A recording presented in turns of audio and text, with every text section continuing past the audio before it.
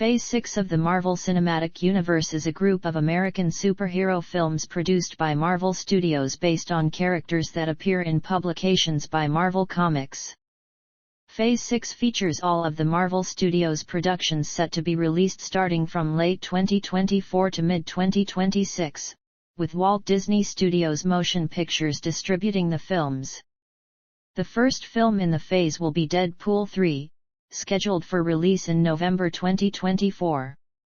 Kevin Feige produces every film in this phase, alongside producer Ryan Reynolds for Deadpool 3. The films of the phase include Deadpool 3 starring Ryan Reynolds, Fantastic Four, and the ensembles Avengers, The Kang Dynasty and Avengers, Secret Wars. 2 unannounced films are set for release in 2025. Phase 6, along with Phase 4 and Phase 5, constitutes the multiverse saga. Development. By October 2016, Walt Disney Studios had scheduled multiple release dates for untitled Marvel Studios films for 2020 and 2021. Marvel Studios president Kevin Feige said some of the films for those dates were already known, explaining, "We know what we'd like them to be for 2020. Over the years, where we're aiming, we've been lucky enough that it's usually been the same thing, but we always leave ourselves the opportunity to bob and weave and adapt if we have to." Feige was not sure if Marvel would continue to group the films of the MCU into phases once Phase 3 concluded in 2019, saying that it might be a new thing, but by December 2018, Marvel was believed to be using the term Phase 4. Feige said Marvel hoped to reveal some upcoming films after the release of Avengers: Endgame, with the Walt Disney Company CEO Bob Iger later indicating that Marvel would reveal its slate of post-Avengers: Endgame films in mid-2019. By November 2017, Disney was developing a Marvel television series specifically for release on its new streaming service Disney+, which was planned to launch before the end of 2019. In September 2018, Marvel Studios was revealed to be developing several limited series for the service, to be centered on second-tier characters from the MCU films who had not and were unlikely to star in their own films. The actors who portrayed the characters in the films were expected to reprise their roles for the series. Stories for each series were still being decided on, but the series were expected to be 6 to 8 episodes each and have a hefty rivaling those of a major studio production. The series would be produced by Marvel Studios rather than Marvel Television, which produced the previous television series set in the MCU. Feige was taking a hands-on role in each series development, focusing on continuity of story with the films and handling the actors who would be reprising their roles from the films. Feige stated in February 2019 that the series would be entirely interwoven with both the current MCU, the past MCU, and the future of the MCU, and a month later he elaborated that the series would take characters from the films, change them, and see those changes reflected in future films, unlike the weaker relationship the films have with the Marvel television series. He also said that new characters introduced in the Disney and series could go on to appear in films. In May, Feige compared the Disney and series to the Marvel one-shots short films that Marvel Studios had previously released alongside their films, saying, "The best thing about the one-shots is that we got to flesh out other characters. It's tremendously exciting that we now have Disney and series where we get to do that on a grand scale." In July 2019, Marvel Studios held a panel at San Diego Comic-Con where Feige announced the full Phase 4 slate. This included 5 films to be released: Black Widow, Eternals, Shang-Chi and the Legend of the Ten Rings, Doctor Strange in the Multiverse of Madness, and Thor: Love and Thunder, as well as 5 event series to be released on Disney+: The Falcon and the Winter Soldier, WandaVision, Loki, What If, and Hawkeye. He confirmed that there would be connections between the films and series, with the events of WandaVision directly setting up Doctor Strange in the Multiverse of Madness and Loki tying into it. Feige stated that these 10 projects were the full Phase 4 slate at that point, despite Marvel already developing further projects at that time, such as the long-in-development Guardians of the Galaxy Volume 3, sequels to Black Panther and Captain Marvel, and a film based on the Fantastic Four. Feige also noted that the studio had films scheduled to be released after 2021 which would not be officially announced or given release dates at that time. A month later at D23, Feige announced 3 more Disney and series that would be released as part of the Phase 4 slate: Ms. Marvel, Moon Knight, and She-Hulk, Attorney at Law, as well as the Black Panther sequel with the placeholder title Black Panther 2 and a May 6, 2022, release. In September, Disney and Sony Pictures announced that Marvel Studios and Feige would return to produce Spider-Man: No Way Home, set for release during this phase. Black Widow was removed from Disney's release schedule in March 2020 due to the COVID-19 pandemic. Discussing this decision for Variety, Adam B. Vary and Matt Donnelly questioned whether the MCU could be impacted more by this delay than other big properties due to the interconnected nature of the franchise, though a Marvel Studios source told the pair that changing Black Widow's release date would not affect the rest of the MCU timeline. In April, Disney changed its entire Phase 4 release slate, scheduling Black Widow when Eternals had been set for release in November 2020 and moving all its other Phase 4 films back in the schedule to accommodate this. Later that month, Sony delayed Spider-Man: No Way Home to November 2021, resulting in Disney adjusting the release of Doctor Strange in the Multiverse of Madness and Thor: Love and Thunder. In July 2020, Disney confirmed that The Falcon and the Winter Soldier would not release in August 2020 as planned, because the series had not completed filming due to the COVID-19 pandemic, while Sony pushed back the release of Spider-Man: No Way Home to December 2021. In early September, WandaVision was set to be the first television series released for the phase, as The Falcon and the Winter Soldier's release was pushed back to 2021 due to its production delays. Later that month, Black Widow's release was delayed to May 2021, resulting in Eternals and Shang-Chi and the Legends of the Ten Rings also being rescheduled. This made 2020 the first year since 2009 without a Marvel Studios release.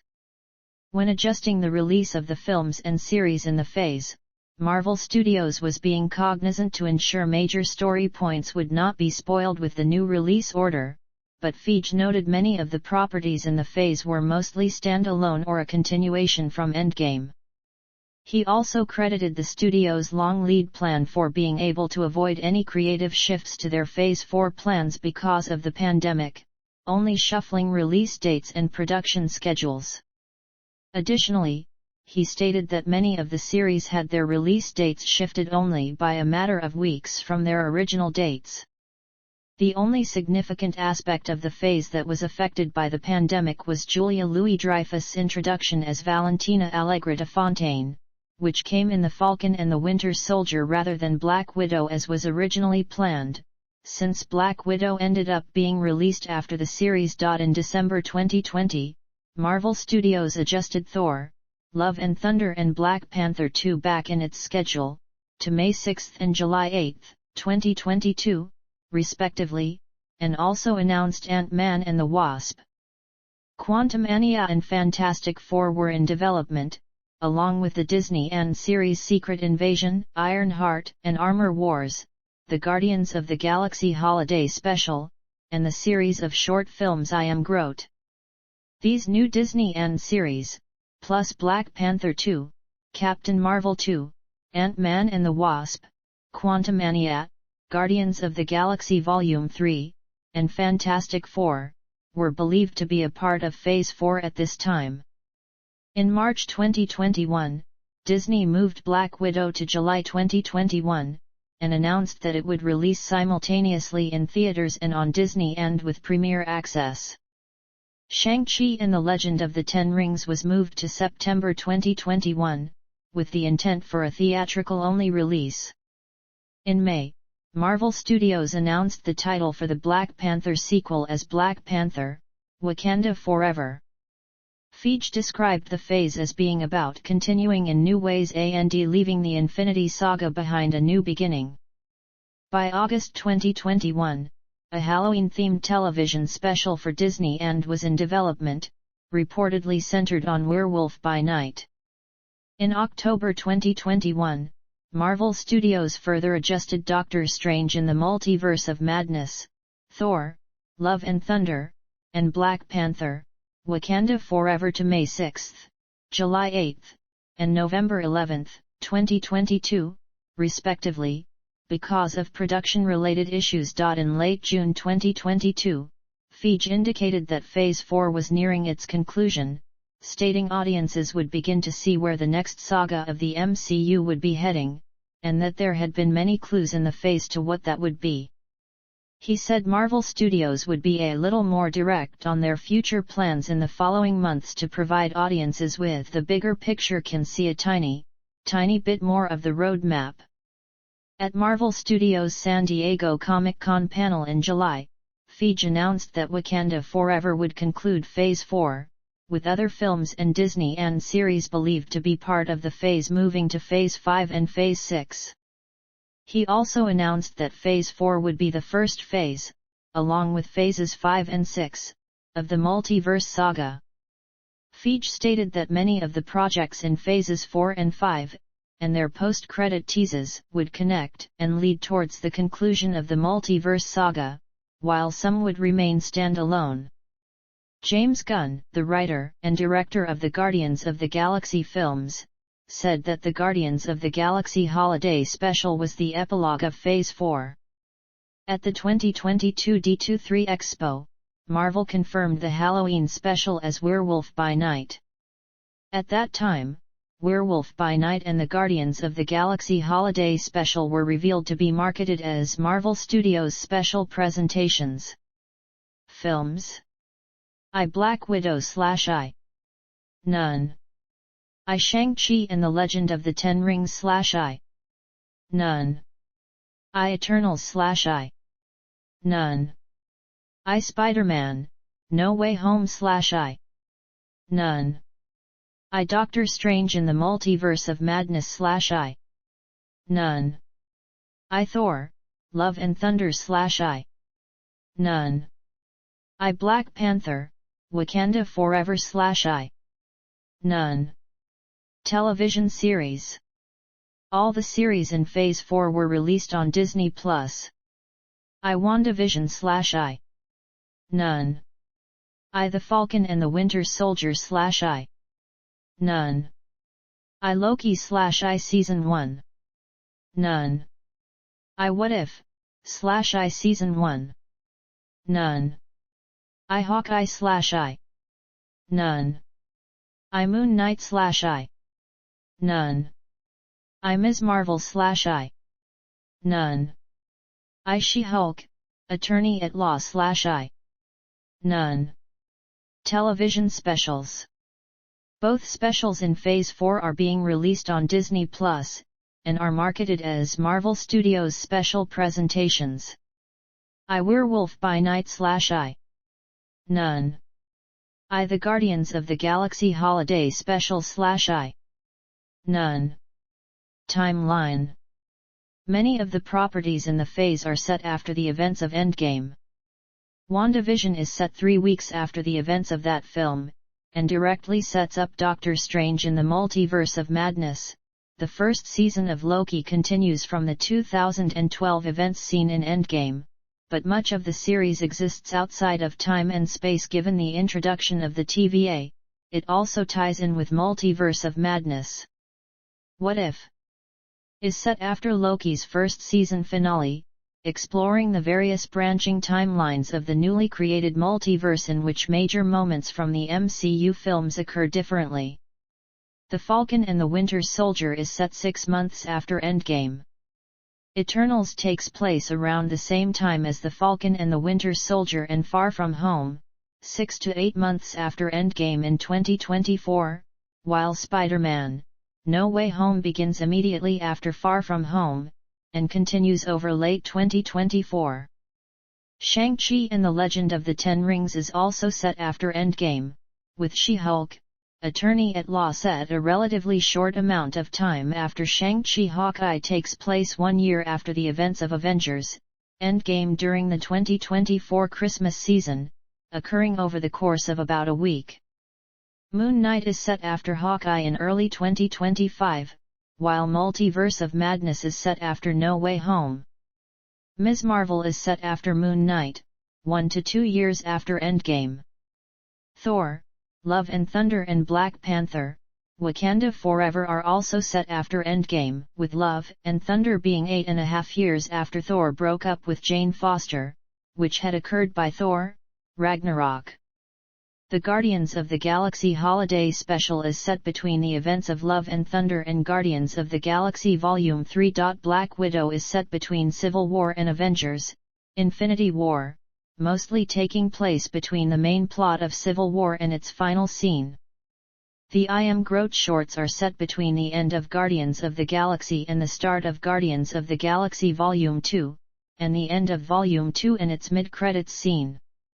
The special Werewolf by Night exists within the MCU but does not state when, how, or why.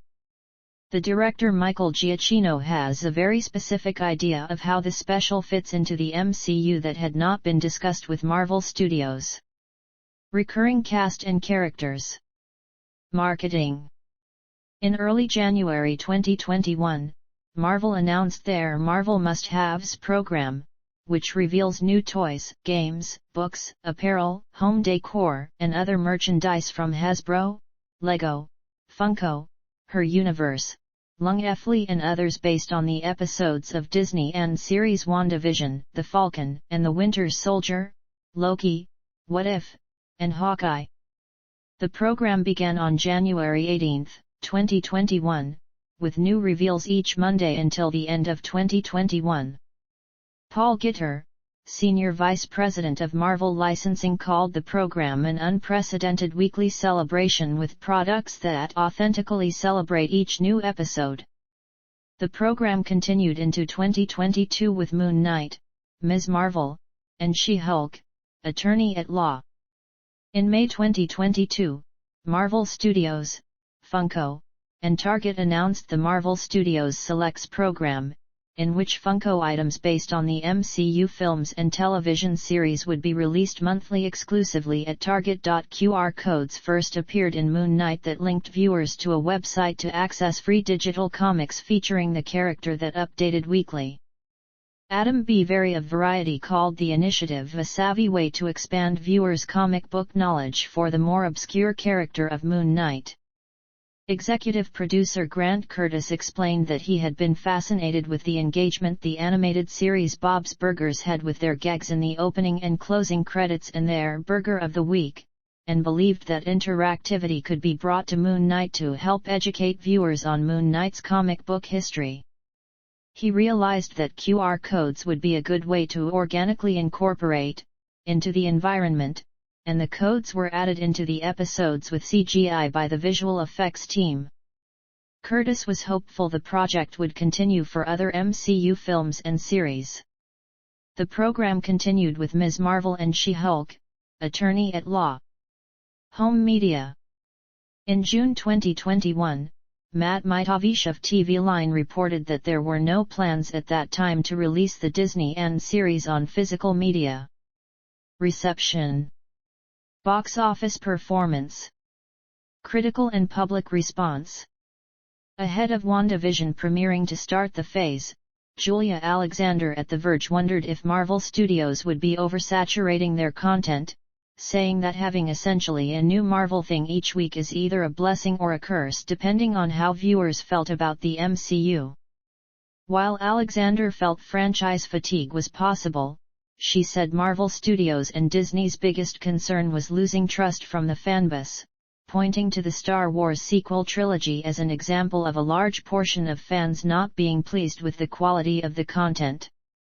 Alexander was encouraged by the fact that Feige was leading development of the Disney and series, unlike the past Marvel television series that were led by Marvel Television's Jeff Loeb, and she felt the studio just needs to keep doing what it's already doing and give the same level of attention to extending the overarching story from the past films to the Disney and series.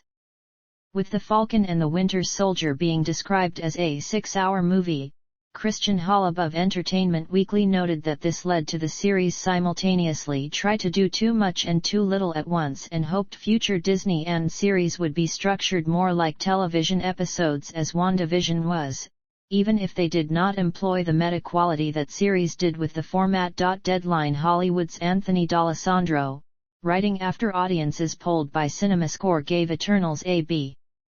And Doctor Strange in the Multiverse of Madness a B+, said this should be a splash of cold water in Marvel's face.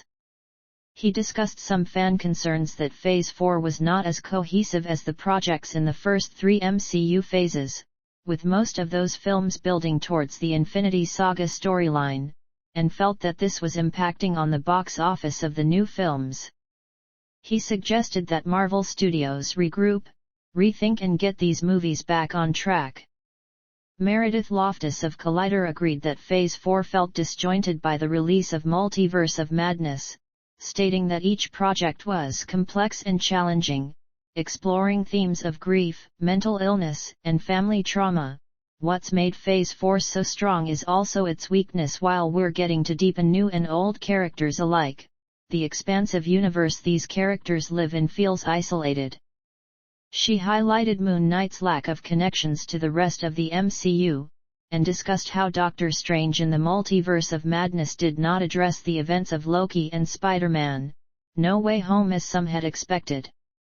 Loftus concluded, maybe this is a lesson in audience expectations, but when a studio has built a cinematic universe off the back of each movie with a through-line story for over a decade, the lack of one in Phase 4 makes it feel incomplete.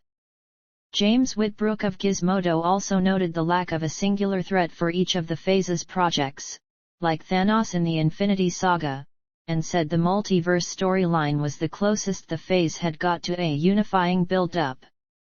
He added that this sense of aimlessness feels odd to an audience that has, over a decade, been trained to connect the dots and see how each of Marvel's releases connects to the others, with the films and Disney and series rarely like they're in conversation with each other.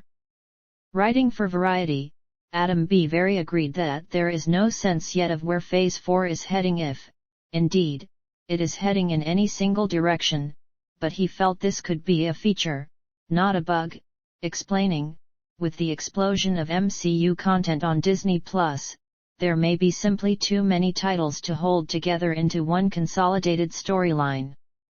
He did note that the multiverse plays a significant role in Loki, What If, Spider-Man, No Way Home, and Doctor Strange in the Multiverse of Madness, that potential big bads had been introduced, including Kong, Valentina Allegra de Fontaine, Arishem, and Wilson Fisk/Kingpin, and that the Phase could be building to an unannounced Young Avengers film since members of that team had been appearing in many Phase 4 projects. Journalists Joanna Robinson and Eric Goldman responded in support of Very's article, with Robinson adding that, despite what some fans believed, the Infinity Saga was not completely planned out and instead was made cohesive by luck and cleverness. Goldman felt that some of this was fans retroactively treating each Infinity Saga film as having more importance to the overall storyline than they did when first released, and he said the same could happen to the Phase 4 films once more was known about their connections to the next storyline. Matthew Belloni, a former editor for The Hollywood Reporter and a writer for Puck News, and Sean Fennessy of The Ringer, discussed whether the MCU films and series were in a decline. Belloni noted how Marvel have taken really idiosyncratic filmmakers in Chloe Zhao and Sam Raimi and tried to plug them into this formula, but given them a little bit more freedom than previous MCU directors had for their films, and questioned whether this was a mistake to stray too much from the Marvel formula, and if this approach to do it the same, but different while still making it feel fresh and familiar for the audience would be necessary for the franchise to succeed going forward. Fennessy believed Marvel did not stray too much with these filmmakers, citing Marvel's history of hiring filmmakers with distinct tones and perspectives and being able to blend vision with it, but felt the tone of Zhao's previous films did not any sense for a Marvel movie or match Marvel's prior storytelling, and that Raimi's history with Marvel and his background making horror films was an attempt to plug the dam after Derrickson left as the Multiverse of Madness director, and that his hiring was like a marriage of convenience and friendship, more so than like a bold choice to choose an unusual filmmaker. Fennessy said Eternals felt fully disconnected from the MCU's prior stories and that its more cosmic direction could lead toward future stories, but believed its ill-fit and very strange choices behind the scenes made it look bad, and that the film was more egregious than Multiverse of Madness. Belloni compared the MCU's increasing output to Pixar when it began producing more animated films and said that experiencing a drop-off in quality was the cost of doing business if you want to produce films at scale, but felt there was not a huge cause for alarm at Marvel just yet. Belloni later said that Marvel needed to figure out how to generate Avenger-level interest from non-Avenger properties, and that the then forthcoming releases of Marvel's next Disney series Ms. Marvel and She-Hulk, Attorney at Law would be another big test for fans, but did not feel Marvel's series output was in trouble at that time. Benedict Wong appears as Wong in many of the Phase 4 projects, which resulted in Feige jokingly referring to the franchise as becoming the Wong Cinematic Universe. This was also used by many on the internet. These appearances were likened to Phil Coulson, a character who appeared in many of the Phase 1 films. Accolades. The films of the Phase have been nominated for 2 Academy Awards, 12 MTV Movie and TV Awards, and 9 Visual Effects Society Awards, among others.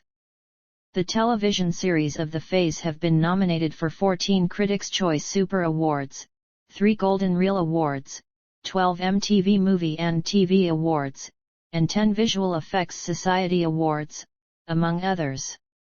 Tie-in Media. Marvel Studios, Legends/I. None. Marvel Studios, Assembled/I. None.